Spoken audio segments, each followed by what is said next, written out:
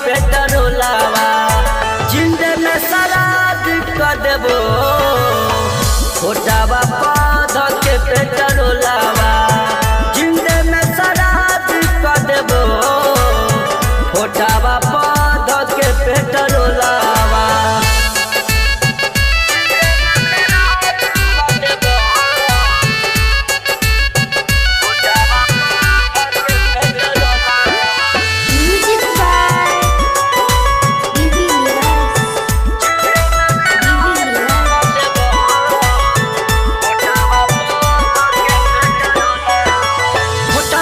लिख के story लगइबोगे story लगइबोगे जी सनम बेवफाई पूरा दुनिया के बतइबोगे दुनिया के बतइबोगे फोटवा पर ओम शांति लिख के स्टोरी लगइबोगे स्टोरी लगइबोगे।